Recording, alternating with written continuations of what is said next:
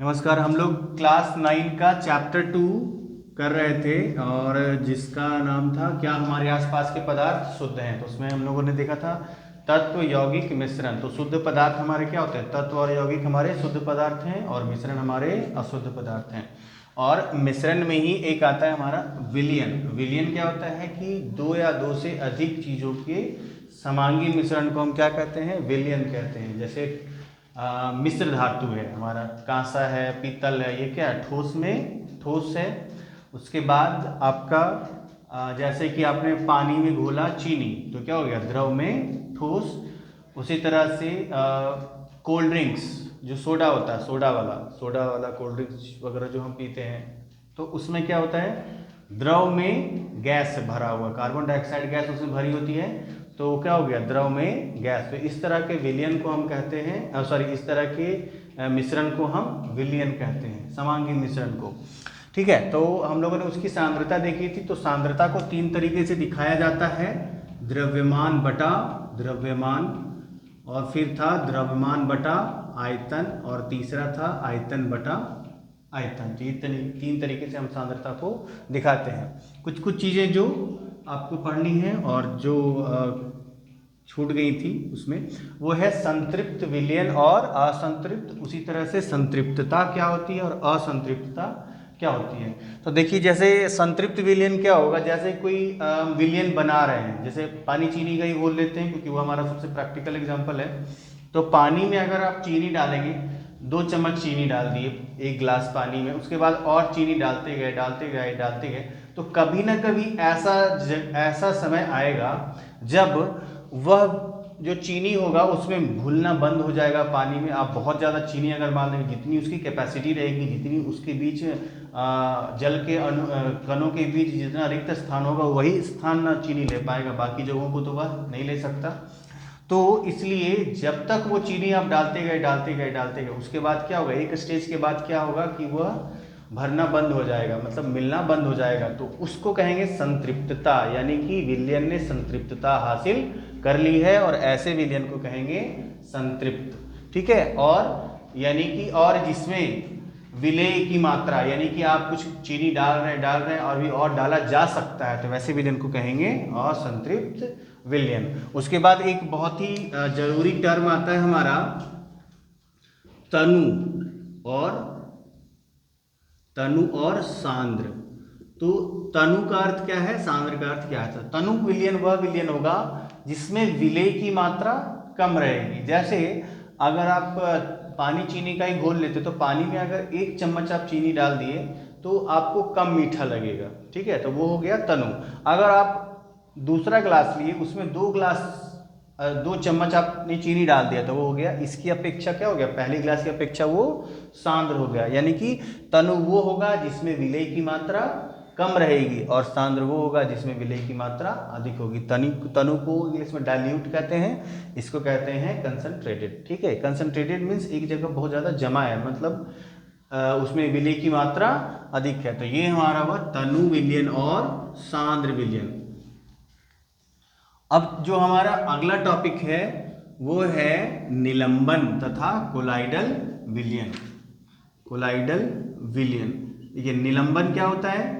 जैसे कुछ कुछ ऐसे कण होते हैं जो तैरते रहते हैं। जैसे आप एक गिलास पानी लें, कुछ ऐसी चीजें आप उसमें डाल दें जो क्या हो, आपको कुछ कुछ कण होंगे समान रूप से आपको दिखाई देंगे और वो कण क्या करते रहते हैं? पानी में तैरते रहेंगे, तो वो हो जाएगा आपका निलंबन। और कोलाइडल वैसा विलयन है जो देखने में तो समांगी लगेगा लेकिन असल में वो समांगी नहीं होता है। तो इसमें आपको कुछ गुणधर्म भी इसके देखने हैं। जैसे निलंबन में मैंने क्या बताया कि उसके जो कण होंगे आप जब स्थिर छोड़ देंगे तो उसके कण धीरे धीरे नीचे बैठ जाएंगे। फिर उसको अगर आप जोर से हिलाएंगे तो क्या होगा? उसके कण तैरते नजर आएंगे। फिर कुछ देर के बाद क्या होगा? अगर उसमें दोबारा से उसको शांत कर दिया जाए तो धीरे धीरे वो नीचे बैठ जाएंगे। तो सबसे इंपॉर्टेंट निलंबन का वही है। तो जो उसमें कण है, विलेय की मात्रा जो घुल रही है उसको हम कहते हैं निलंबित पदार्थ, और इस पूरे विलयन को कहा जाता है निलंबन। ठीक है, अच्छा उसके बाद है कोलाइडल विलयन। कोलाइडल विलयन क्या है? इसके बारे में शायद आपने सुना भी होगा, कोलाइडल, इसका एक इससे संबंधित एक है कोलाइडल टिंडल इफेक्ट। तो ये कोलाइडल विलयन में ही होता है। तो कोलाइडल विलयन क्या है कि एक ग्लास में अगर आप पानी भर दें, उसमें थोड़ा सा आप दूध मिला दें और उसके बाद मिला दें, तो वो क्या दिखेगा, पूरे एक जैसा दिखने लगेगा मिलाने के बाद। लेकिन उसमें क्या होता है कि वो कण देखने में तो समांगी है, लेकिन असल में वो होते हैं विषमांगी। इसमें क्या हो रहा है कि आपके पदार्थ के कण जो होंगे वो मिले हुए हैं। अब यह क्या होगा, जब शांत होगा तो यह नीचे नहीं बैठेगा। जैसे निलंबन में क्या होता था कि जो घुल रहा है वो धीरे धीरे करके अगर आप उसको हिलाना बंद कर दे उसको, तो धीरे धीरे वो क्या होगा, उसके कण नीचे जमा हो जाएंगे। लेकिन कोलाइडल में वैसा नहीं होता है, वो घुलते ही रहते हैं शांत रहने के बाद भी। उसी तरह से निलंबन में क्या होता है, निलंबन में अगर आप प्रकाश की किरण अगर आप उसमें डालेंगे तो वो प्रकाश की किरणों को बिखेरता नहीं है, लेकिन कोलाइडल विलयन क्या करेगा, प्रकाश की किरणों को बिखेर देता है।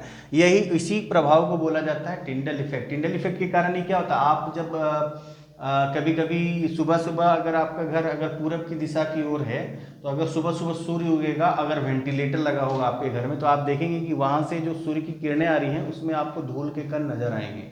तो क्या हो रहा है कि वो जो धूल के कण हैं वो प्रकाश की किरणों को बिखेर दे रहे हैं, जिसके कारण और भी धूल के कण हमको स्पष्ट रूप से दिखाई पड़ जाते हैं। तो ये होता है हमारा टिंडल इफेक्ट। टिंडल इफेक्ट के कारण ही हमें वो नज़र आते हैं, मतलब वो जो धूल के कण अच्छे से नज़र आते हैं। सूर्य की रोशनी ऐसे पूरी तरह से वेंटिलेटर के थ्रू हमारे रूम तक आती थी। इस घटना को कहते हैं हम टिंडल प्रभाव। और टिंडल प्रभाव किसके कारण होता है, कोलाइडल विलयन के कारण। तो दो मोस्ट इंपॉर्टेंट प्रॉपर्टी क्या क्या है कि जैसे ही ये क्या होते हैं, ये एक तरह से कह सकते हैं विषमांगी मिश्रण है। ये विषमांगी मिश्रण है निलंबन, जिसमें क्या होता है पदार्थ के कण तैरते रहते हैं, लेकिन जैसे ही इसको स्थिर किया जाएगा ये पदार्थ के कण नीचे तली में बैठ जाएंगे। कोलाइडल विलयन में क्या होगा, यह घुले हुए ही नजर आएंगे, यह बैठेंगे नहीं। दूसरा क्या है निलंबन में कि इसमें जो भी प्रकाश की किरण आप अगर डालेंगे तो यह किरणों को उतनी अच्छे से बिखेरता नहीं है, लेकिन कोलाइडल विलयन क्या करता है, प्रकाश की किरणों को पूरी तरह से बिखेर देता है। इसी घटना को हम क्या कहते हैं, टिंडल प्रभाव के नाम से जाना जाता है। एक आपका टॉपिक 10th क्लास में भी है, टिंडल प्रभाव फिजिक्स में है, इसमें केमिस्ट्री में दे रखा है।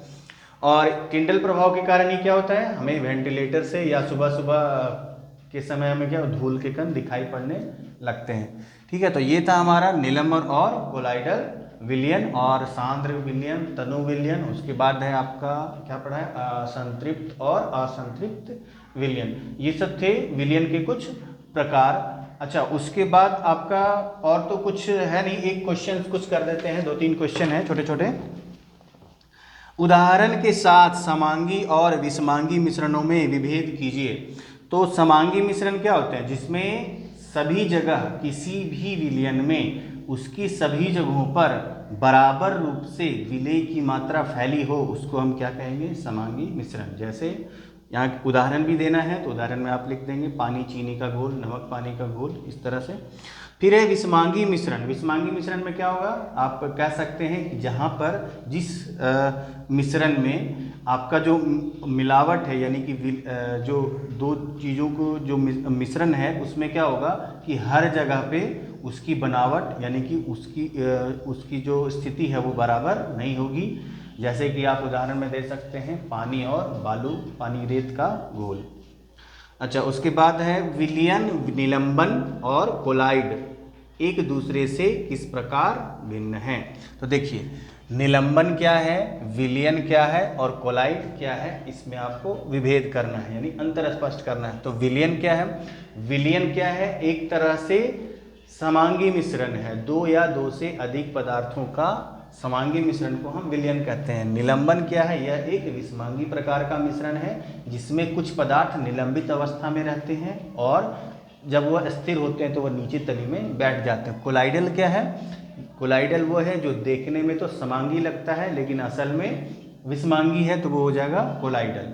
कोलाइडल विलयन, कोलाइडल विलयन कहिए या कोलाइड कहिए। तो जैसे कि आपका दूध पानी का मिश्रण, इसमें क्या होगा कि जब आप इसको घोलेंगे तो इसके जो कण होंगे वो नीचे नहीं बैठेंगे। तो ये अंतर हो गया। तीसरा क्वेश्चन न्यूमेरिकल है आपका, एक संतृप्त विलयन बनाने के लिए 36 gram sodium chloride, 36 gram sodium chloride. यहाँ पर सोडियम क्लोराइड का मतलब है साधारण नमक। 36 ग्राम 36 ग्राम सोडियम क्लोराइड को 100 ग्राम जल में, ये NaCl है और 100 ग्राम क्या है, जल, यानी कि H2O है,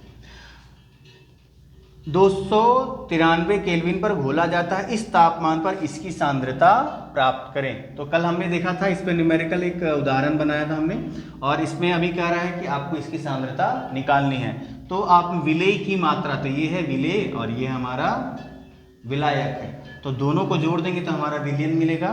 तो विलयन की मात्रा हम पहले निकालेंगे, विलयन की मात्रा बराबर, विलयन की मात्रा बराबर 100 प्लस 36, यानी कितना हो गया, 136 ग्राम, ये हमारी टोटल विलयन की मात्रा है। अब हमें कह रहा है इसकी सांद्रता निकालनी है, तो सांद्रता में क्या करना है, विलेय की मात्रा, तो यहाँ पे लिखेंगे विलेय बटा विलयन, प्रतिशत में निकालना रहता है इसे,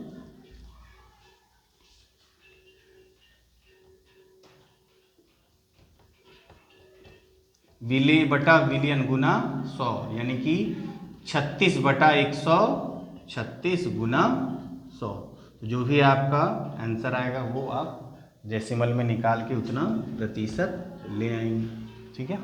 तो ये हुआ हमारा विलेय विलयन और सांद्र विलयन, तनु विलयन इत्यादि के प्रकार।